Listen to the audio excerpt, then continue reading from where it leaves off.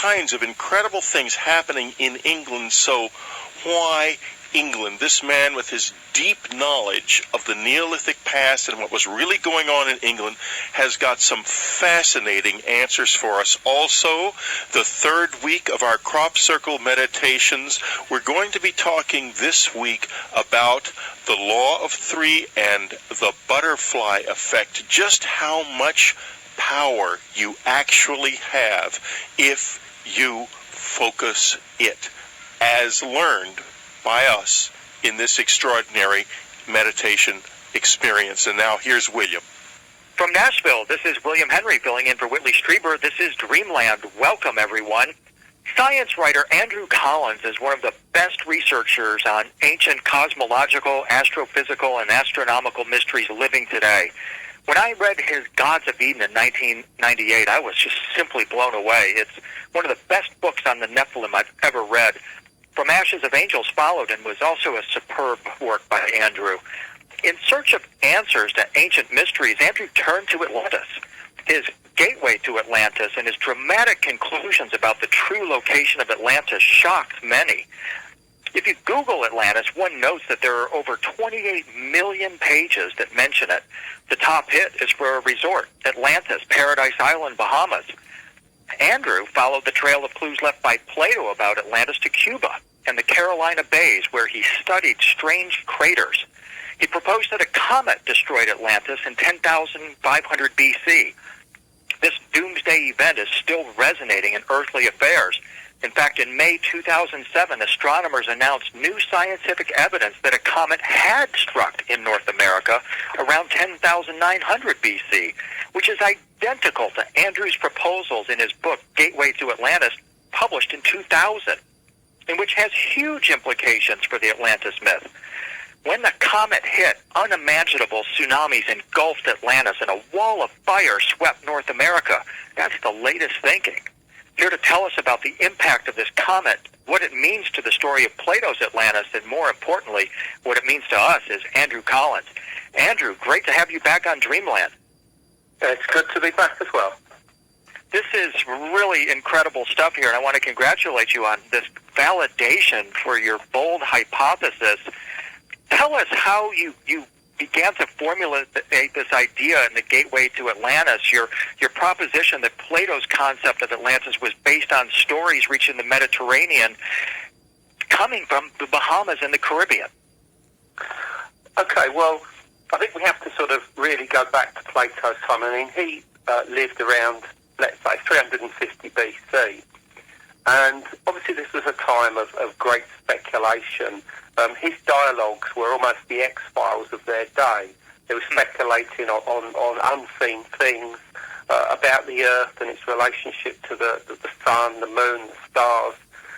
And amongst the speculations in his books were that there existed in what he referred to as the Atlantic Sea, which is our modern Atlantic Ocean, an island empire consisting of a series of islands focused around one main island. And he said that they existed up until the time of their destruction, around 9,500 BC, that they existed in front of what was known as the opposite continent. Now, this is the words he used, the opposite continent, and the islands could be used as a series of stepping stones from the main Atlantis island all the way to the opposite continent. And he said that even in his, not in his day, but in the past, voyagers from his own world were able to reach the opposite continent by going via Atlantis. In other words, this was a staging post at some point within the Atlantic Ocean. Now, he gives various clues as to the location of Atlantis. He says that after the parts of it that sank were no longer there, that the voyagers could no longer navigate this area because the waters were too shallow and were filled with mud, he says. And what's interesting is that other contemporary writers of his age talk about this same area of the Atlantic, but add something very vital that Plato did not put. And they say that this area was covered in seaweed. And we now know that this is quite obviously the Sargasso Sea, which stretches, it's an area of floating seaweed that stretches from the Azores in the mid-Atlantic right the way across to the edge of the Bahamas, and beyond which, of course, are the very shallow waters of the Bahamas themselves. And very gradually, I built up a picture that seemed to show that Atlantis was placed somewhere off the American continent, which is obviously at Plato's opposite continent, because that's where anybody would have reached if you were going across the Atlantic eventually, not anywhere else. And therefore, we were looking for a very large island surrounded by other islands somewhere off the North American coast.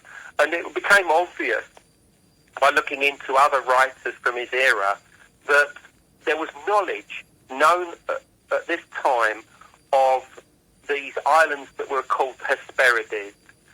Basically, it meant the islands of the setting sun, and that they were placed in the very area that we now know as the Caribbean and the Bahamas. And I concluded that the main island was Cuba because there were a number of similarities between the main island of Cuba and the central island of Atlantis, with the actual sunken areas of Atlantis in the area of the Bahamas and the Caribbean, which had sunk or been drowned at the very end of the last ice age.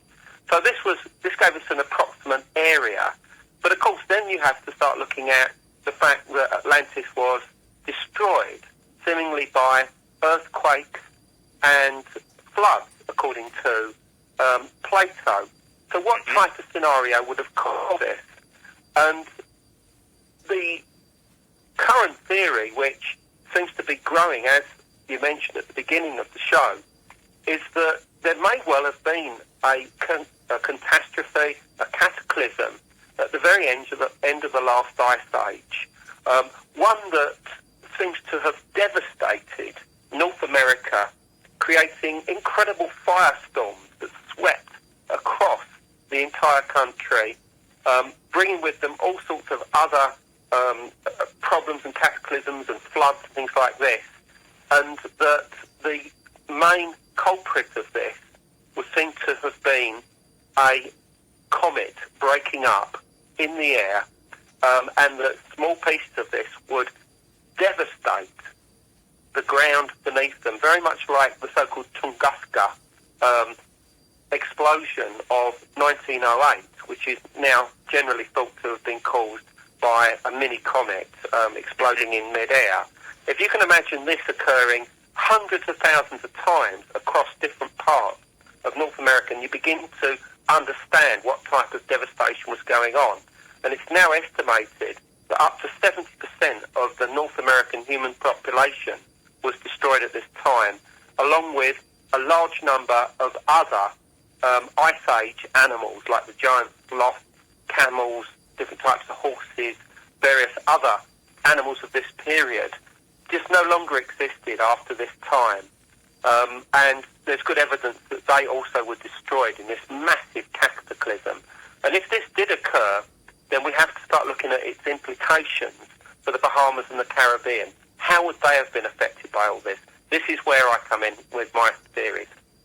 And in your opinion, you believe there's compelling evidence that both the Bahamas and the Caribbean once supported a high culture with maritime capabilities, and that it was, again, devastated by this island cataclysm. Talk about that culture for a moment. Describe the kind of people that lived in Atlantis, according to your research, and if they had foreknowledge of this impending cataclysm.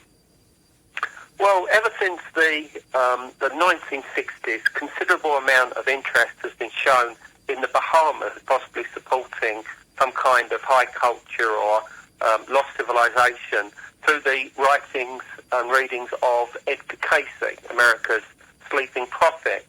And their people, the ARE, or the Edgar Cayce Foundation, have repeatedly carried out a number of explorations into this region looking for underwater archaeology. And very little was actually discovered, until quite recently, within the past 5 or so years. Dr. Gregory Little, a scientist, has been working with archaeologist Bill Donato in this area and has discovered off of Bimini and a series of keys and works and whatever breakwaters which were clearly created at some ancient time in the past, several thousand years ago at least, and some of the latest stuff would suggest that it was there much earlier than that, possibly as early as 10,000 BC. Now, we've known for a long time that a monument existed off Bimini known as the Bimini Road, which stretches for a distance of something like about a quarter of a mile and is made up of huge cyclopean blocks. Now, there's been a lot of controversy as to whether this is a natural feature or a artificial feature, and I think that we can conclusively say now that it is artificial. But this alone was not enough. But what's mounting year after year now is that there was evidence of a maritime culture in this region. Various anchors have also been found, stone anchors have been found in close proximity to these features. And something was going on there several thousand years ago, and we're hoping that the evidence will also show that this was something that was even older than that goes back to the time of Atlantis. And I think what's important here is to remember that across North America in, let's say, 10,000 BC, there were a thriving culture, the so-called Clovis culture, or Clovis people, and that they would have unquestionably have had the capability to go to the Bahamas and the Caribbean, or certainly some of their relatives or cousins would have done so. And that almost certainly life thrived in North America and obviously in the Gulf at this time. And yet something happened to completely knock it all on the head. Something occurred. And I think that had the cataclysm not taken place, then it's very likely that a lot of the foundations of civilization, which we know to have occurred in the ancient world, as the Bible tells us, or archaeology itself in the Near East, that a lot of this would actually have taken place in North America, and the original Garden of Eden would have been in North America, or indeed, the Caribbean or the Bahamas at that time.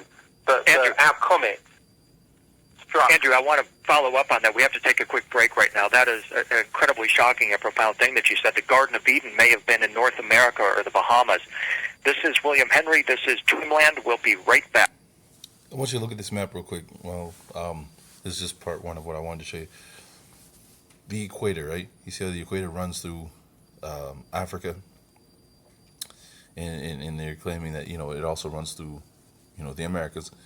But if the equator is supposed to be as hot as they're claiming it is, then basically everything below New York on this map should be all desert land, if the equator does what they're saying it does. And then I was thinking about this, right? Vincent always asks, why do they call the Atlantic Ocean the pond when it comes to Great Britain and Europe, right? They refer to it as a pond. And this is what my answer was to it, because this is the only thing I could always remember. It was back in the days when I used to look into this stuff before I knew who we were, our history, and I was just chasing, information, no matter where I could get it. This was one of the things that they discussed, and now it's starting to make a lot more sense, especially like when I always talk about my first job working in South Carolina, Anderson, South Carolina, and working out there. This guy, he was a researcher for the University of Clemson, and he worked with different fruits and stuff like that. But he was cross-pollinating. He was cross-pollinating with certain vegetables to see what he could produce. Seedless, colorless, or not colorless, but different colors, purple. Besides your traditional colors on the inside and things like that. And it was sand. He told us he bought 188 acres of land out there that was nothing but sand. Now, I've already did some digging and construction work with my dad, and it didn't dawn on me right away when we started digging that we were digging in sand. And he's like, that's how he got this watermelons to grow up there, because the land was perfect for it. The soil was perfect for it. And he's like, to him, he said this confirmed to him there was a flood. That upstate South Carolina was underwater at one point in time. Or specifically, Anderson was underwater at one point in time. Because he said that's the only way he can explain sand ending up that far inland with no specific reason. So I'll leave this in the description box, something to check out.